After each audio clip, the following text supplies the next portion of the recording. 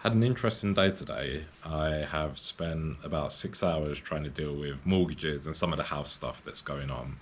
The first thing I learned is closing costs in the US are quite expensive and they're heavily dependent on interest rates and the points that you buy, which is very different to how our mortgages are done. The two mortgage breakdowns that I've got, one of them had closing fees of $18,000 and one of them had closing fees of $28,000. This isn't your mortgage, this isn't your deposit, that's just the fees. So it's quite interesting.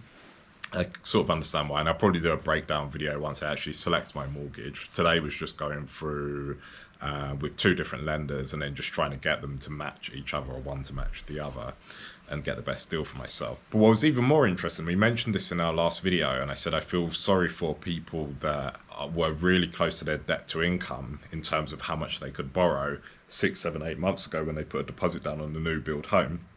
And you get to today and your mortgage interest rates have gone up to 2.5%, 3%.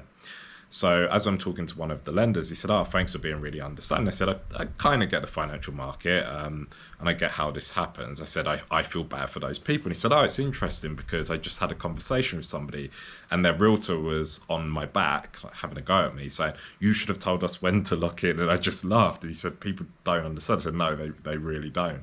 And the other thing it made me think was, it's always somebody else's fault, right?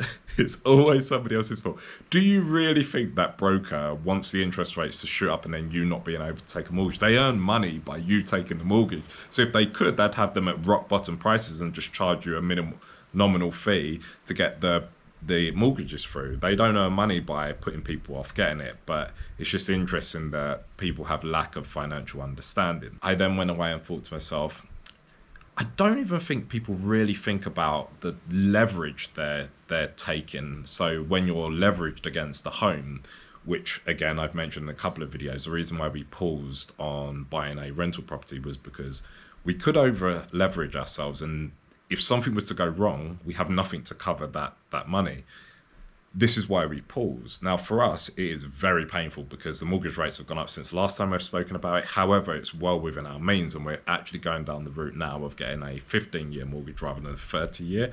It saves us about 1%, 1.2% on interest, and it also saves us about $11,000 on the closing fees.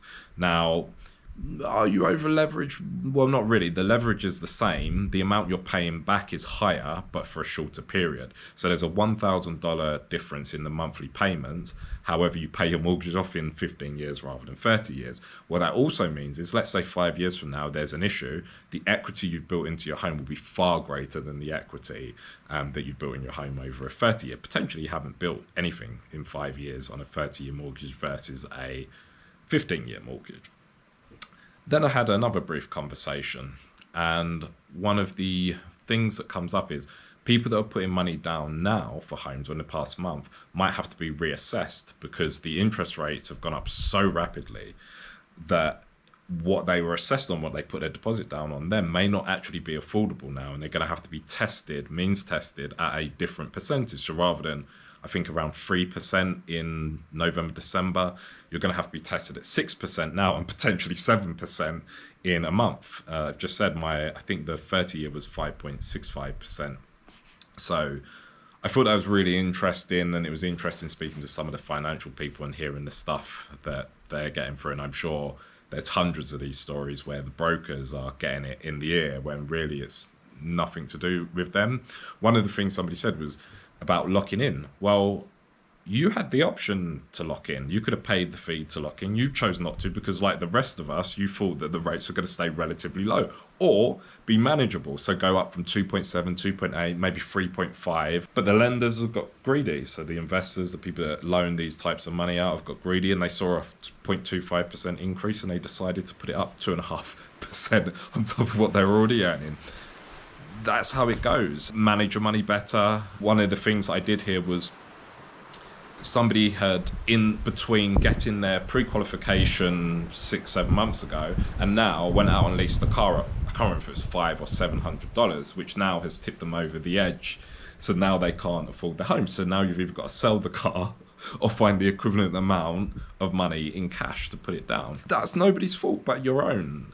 I know we would love to blame somebody else, it's somebody else's fault, but not really, because I could have went and bought another home right now or last month, and I could have bought a home that was maybe ready to go rather than a new build, and then it would have come unstuck at this point. But I thought to myself, what's most important for me now?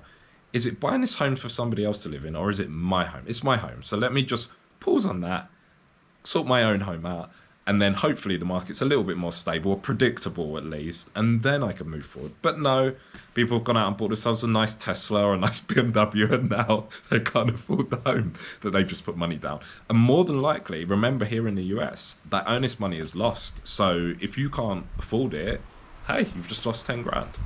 Anyway, I think that's the end of my video. I thought it was just really interesting to share that. I've spent 6 hours today going over it, so I thought I'd share. Thanks for watching.